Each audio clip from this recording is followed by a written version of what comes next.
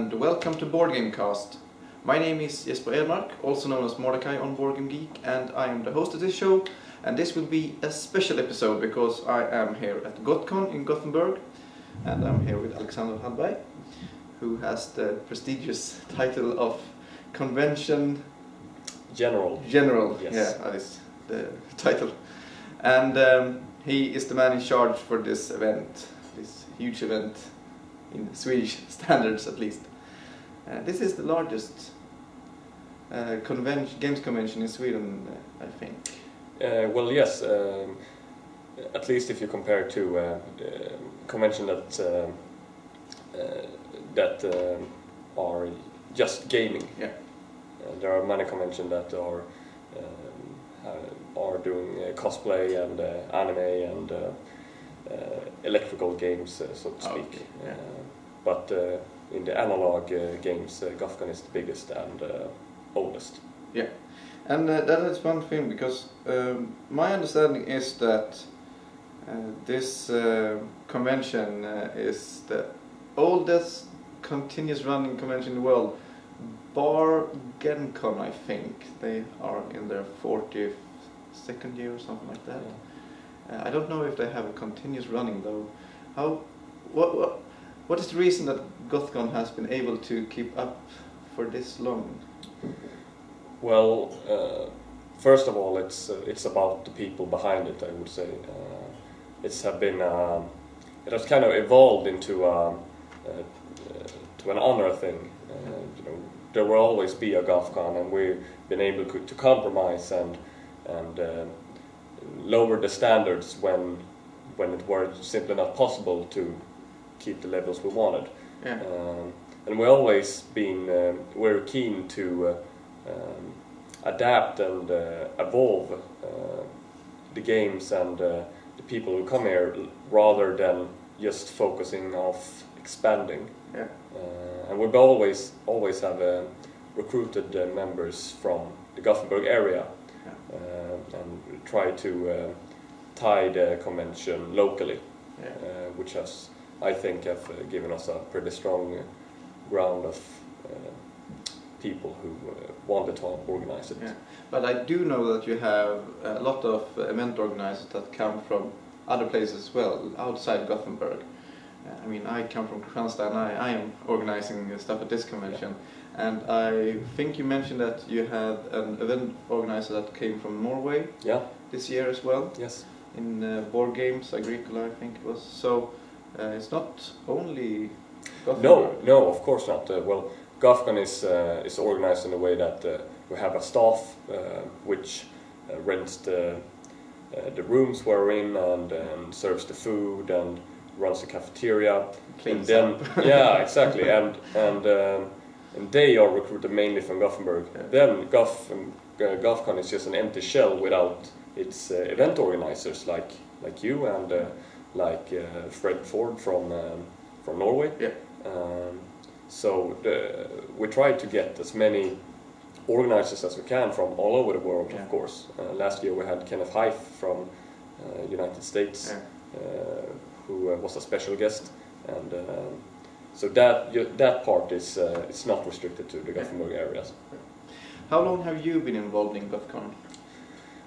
I have been involved in different levels, so to speak, and I started going. My first Gothcon was 11 years ago, when I was just a mere visitor, and I've been directly involved in the staff. This is my third year. Yeah. What is your gaming background? How did you come to go to Gothcon? I mean, there are a lot of different kind of events at Gothcon. Mm. I mean, there are board games, that's what I'm mostly interested in, but there are also card games of different kinds. There are a lot of role-playing games. None of the electronic games, there are no computer gaming and no video gaming. That's almost the only genre that is not there, I feel. I mean, you also have, albeit small, you have live role-playing games live action. Yeah. Which try live. We have Airsoft that goes away from the convention area, but they are tied to the convention. Yeah, exactly. Well, we have. You could say that Gothcon is focused on 4 different types of game. Yeah. It's card games, it's role-playing games, it's miniature games, and it's board games. Yeah. And although we could expand into other different areas, there are many other conventions that are much better at doing that than we are. We have DreamHack, which are a very large gaming festival. It's quite huge. Yes. Yeah, exactly, and only focused on the electronic. Yeah, and we know that there are many people who like board games and like role-playing games, and we want to be the convention for them. Yeah. Well, we have over 1,600 visitors, which is pretty huge for Sweden, which are with our small population. You mentioned that you had 1,600 visitors this year. Yeah. How does this compare to the years earlier? What has been the visitor numbers for the last few years? It's been around. It's been around there, where you could say historically that we have grown, but for the last 10 to 5 years, we have kind of settled somewhere around 1,400 to 1,800. Yeah, I think it was 1,800 last year or something like that. Yeah, something like that. But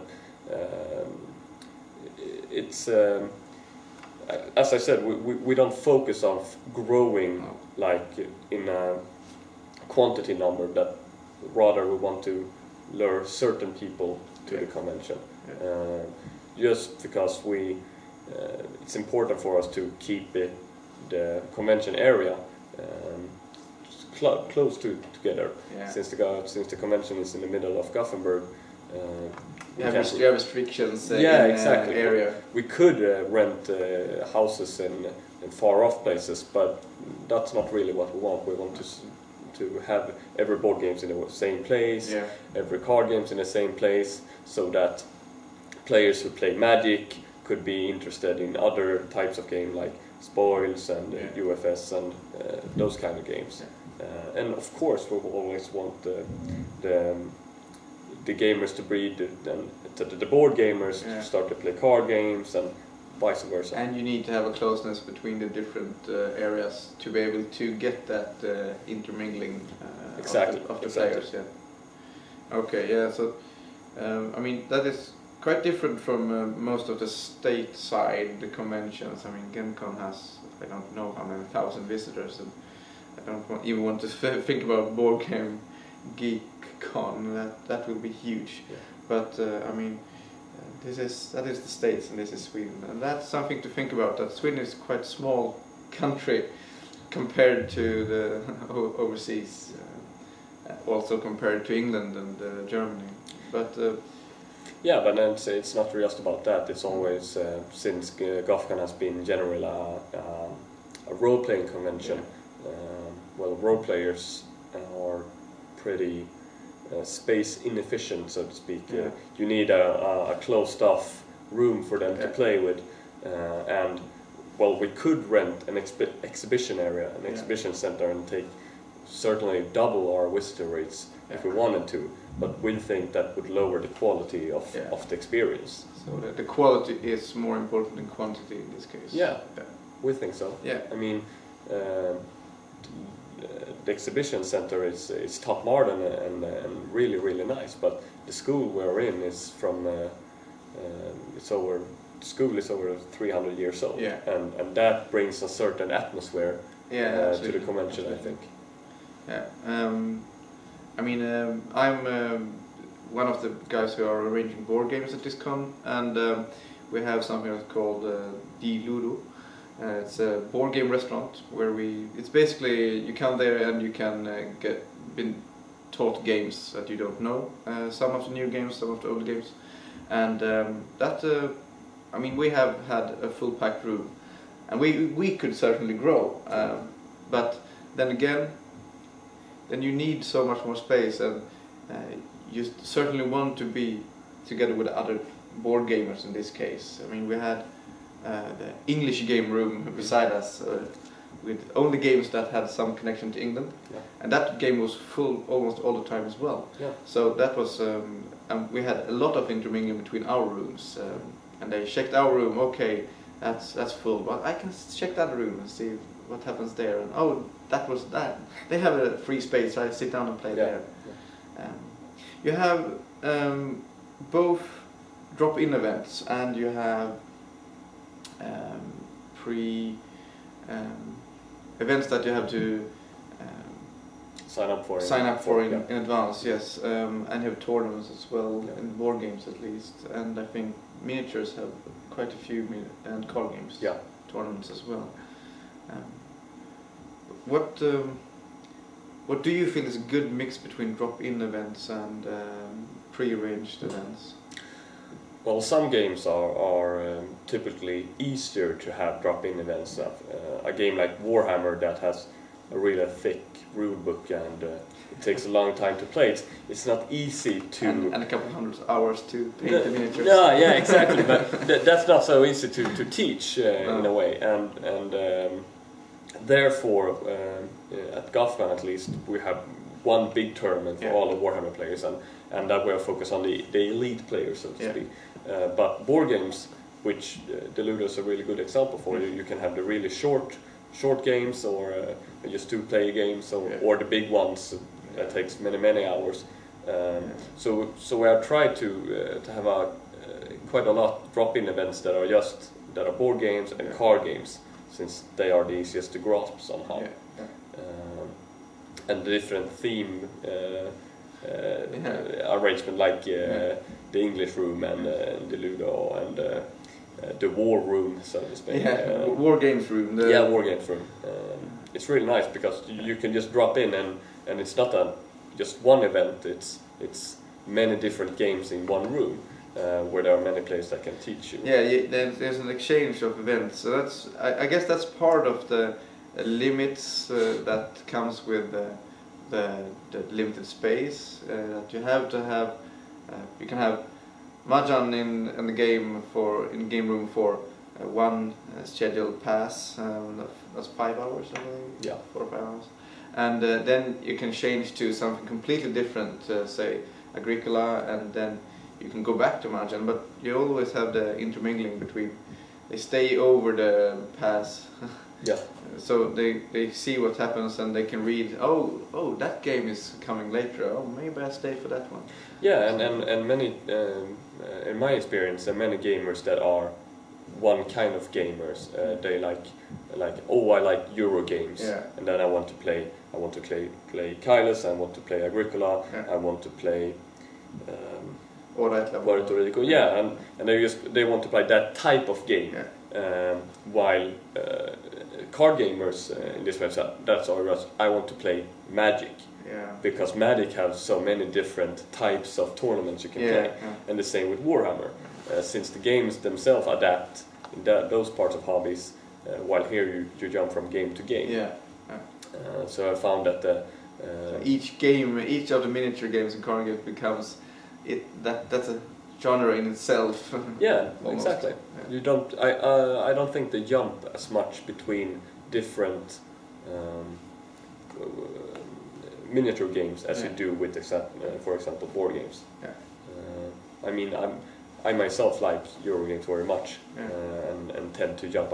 I wouldn't like to play Agricola for 3 days in a row, but I could certainly play it for 1 day. True. I understand that you actively work for an including atmosphere at Gothcon.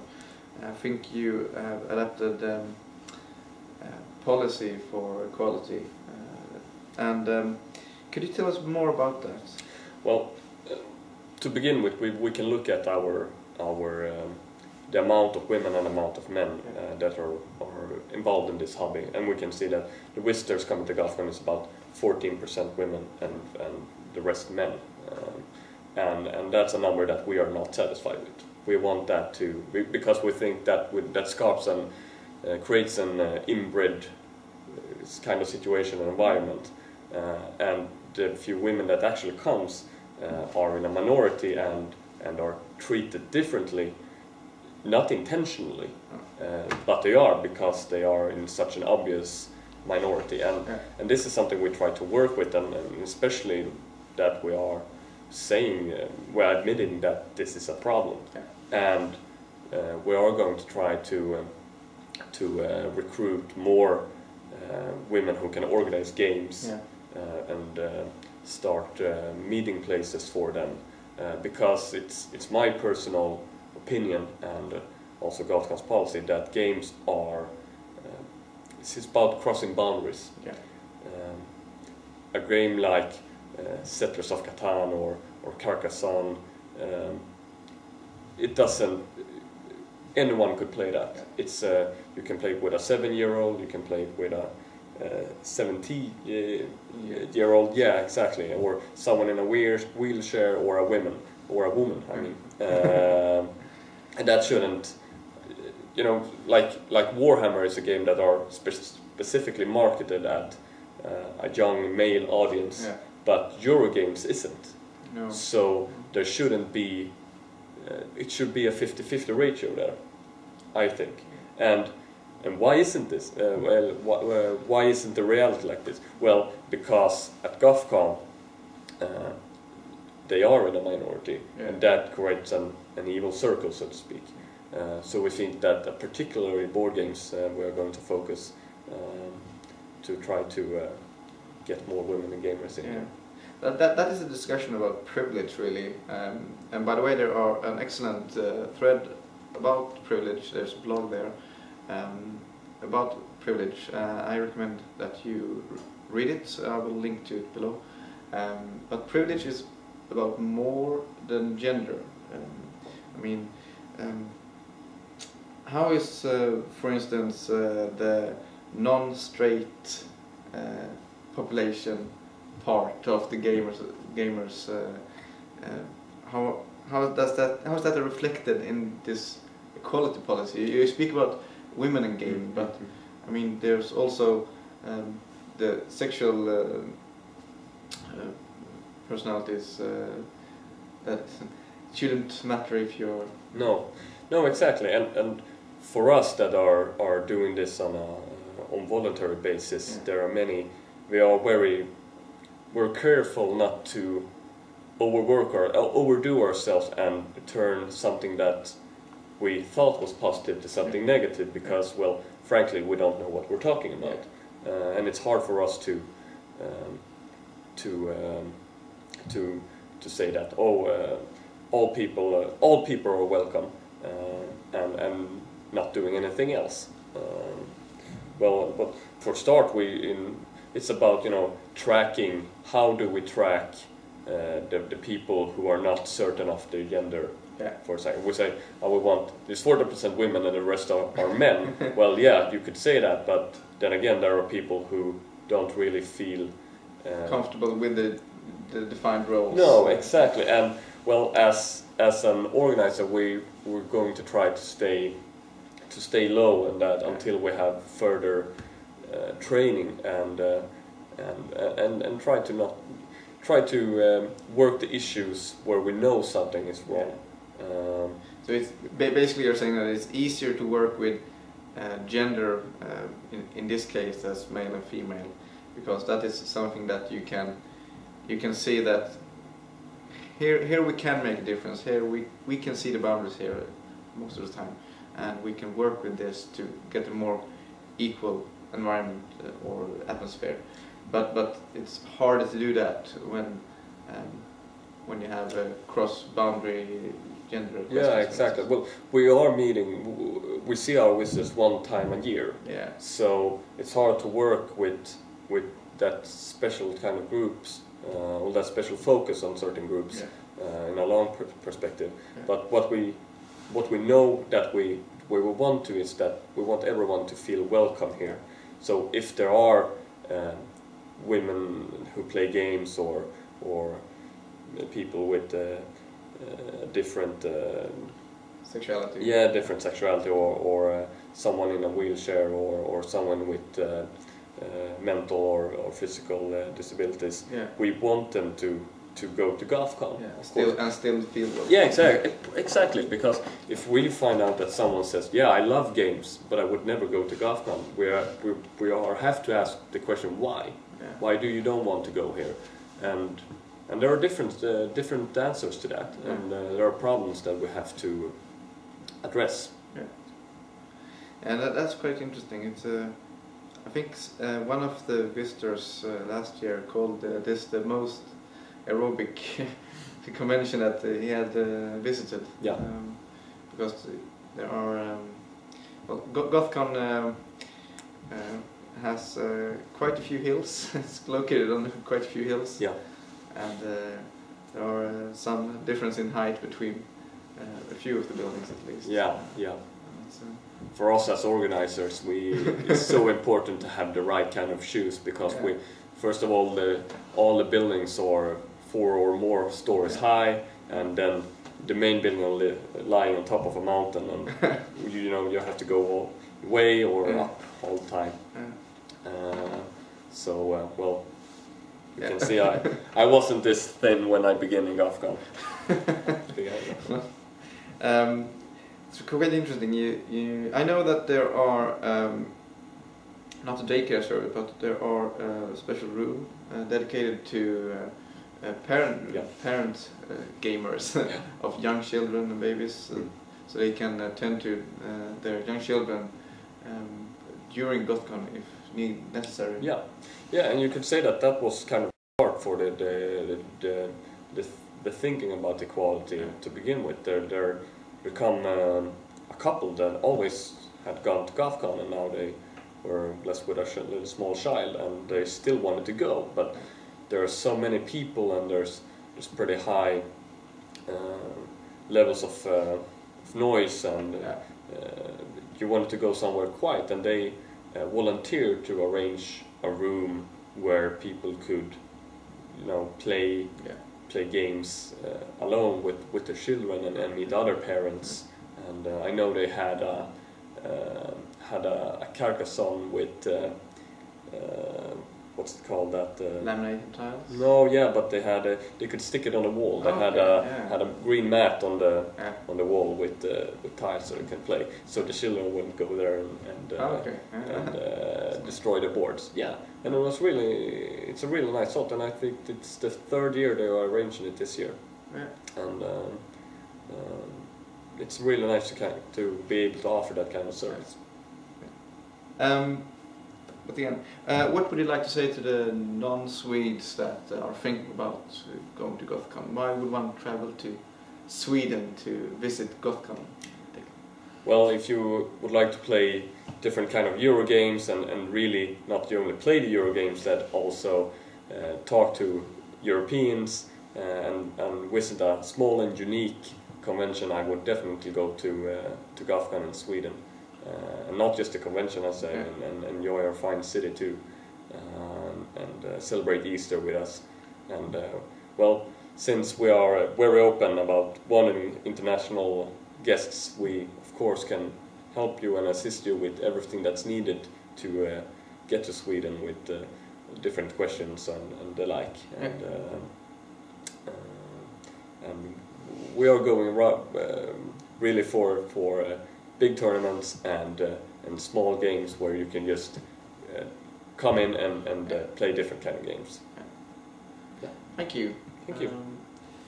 And there are homepage in Swedish, I guess, but sorry. Google Translate. Yeah, Google Translate is a good thing. Yeah. And you can also send questions to me, and I will forward them to the Gothcon staff. Yeah, or you send them directly to info@gothcon.se. Yeah. So all that information will be below the video. Yeah. So this is the 36th year of Gothcon. Yes. And next year will be the 37th. And in 4 years it will be a 40th year. Yeah. Same place, same time. Yeah. And that will be really interesting too. I will be here, and I hope you will as well. I hope you have enjoyed this. You will probably be able to see this a couple of weeks after Gothcon has ended. I will try to get it out sooner than that.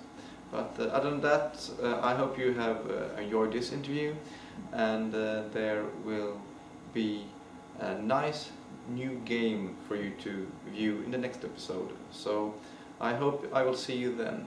Bye bye.